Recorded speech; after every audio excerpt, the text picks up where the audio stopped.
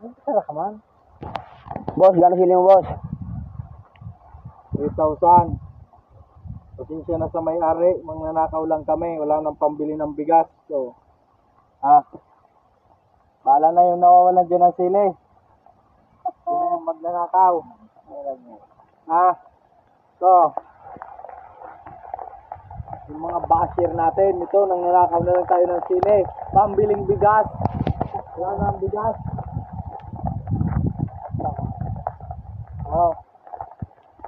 Pag kayo mahuli may-ari, lagot kayo.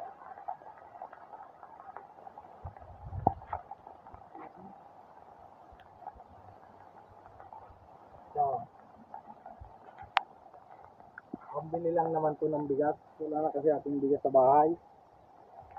Pasensya na sa nananakawan namin ng sili. Ayan.